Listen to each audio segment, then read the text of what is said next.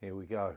First post, Saturday the 13th. So that was probably not a good luck thing.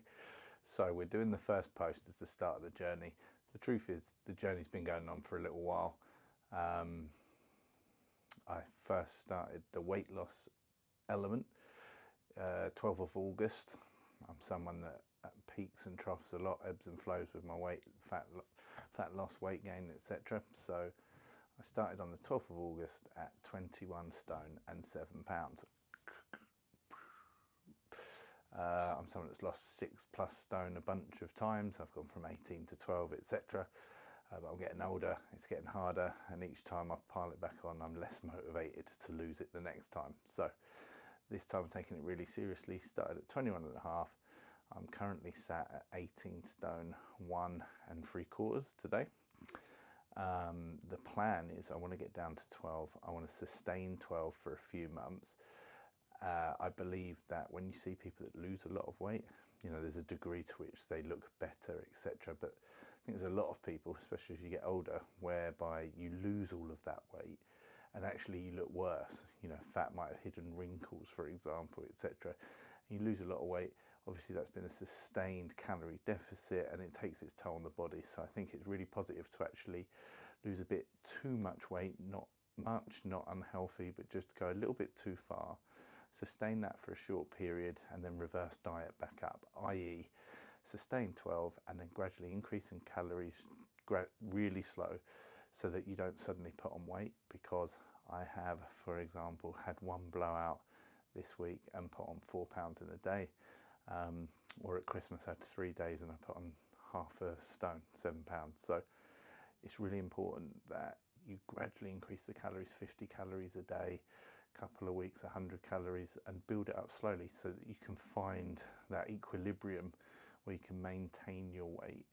Having an extra bag of crisps or a treat here and there doesn't significantly impact you. So that's phase 1, the weight loss. I began that journey. You can do fat loss, you can do exercise, you can do the two together. The problem as I see it is that when you try and use exercise as an intervention for fat loss, or an intervention for fat gain, and you're trying to produce fat loss, the problem with exercise is it makes you hungry. So it's all very well going and doing that run, exercising in the gym, doing some resistance training, but then you're hungrier, you want to eat more, and obviously if you're someone that is overweight, it's highly likely, balanced probability, that you're someone that struggles to be disciplined when it comes to their food. You might be someone that's highly disciplined for periods, but you know, once those periods are over, you let it all hang out. So for me, I thought I'll focus on just one thing and I'll make that first thing just the diet, because you can see massive results. You can drop a lot of fat with diet alone, with no exercise. It's not giving you the best body recomposition, the best changes, but it will make a big difference. So, focused on fat loss first through diet. Introduce some discipline, get the ball rolling. For me, circa 4 months in, then I started to exercise. Firstly, just increasing step count, doing some extra walks, etc. Then a couple of very short, I did one short jog in the midst of a walk, so just did like 15 minutes. Then built up to 3k on the next run, 4k to run after that, and then I'm now 5Ks in. Injuries, I'm riddled with them, so it's a problem, and it's another component of the decision to focus just on diet initially, because for me, I find it really easy to be training hard and disciplined with my diet. The problem is when I do that, as I historically have done, when I get injured, the two are so linked for me that as soon as the exercise goes out the window, then so does the diet. And so I've kind of learnt that video game hack is to try and keep the two uncoupled. So I've been working on that, been doing the dieting, introduced some exercise, did a few runs, really gained momentum, got a bit silly, and then I've got knee pain, really bad knee pain, so I had 2 weeks off. Then I did 2 runs in 3 days, both 5k, and again, knee problems. I've had 2 weeks off now. I did my first run yesterday, and I did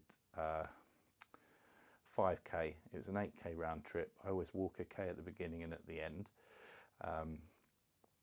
but because I've found a new route, it's a bit longer, so I end up doing 2k walk. Unfortunately, I was running in the road, and some lorries were coming towards me, and from the other side I thought it'd be easier just to run up the verge.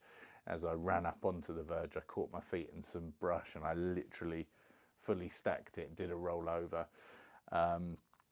Checked my AirPod, thought I was okay, went off jogging again, okay, looked a bit silly, laughed to myself.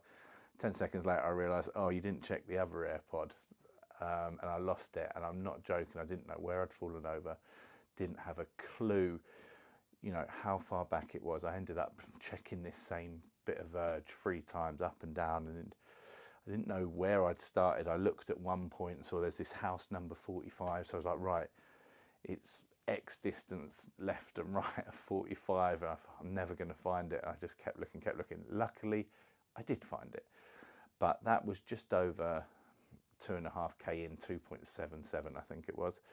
So I had a big gap in the middle. I then finished the run, and it's a quite hilly run, but yeah, it meant I didn't get to complete that full 5k as one piece. But I think the benefit is I'm not feeling the same aches and pains that I did. So Zeph's Quest, I'm off, working on diet, working on exercise, working on education, self-development. I'm studying my master's at the moment, my master's in business administration, and I'm about to start or restart my martial arts journey. So stay tuned.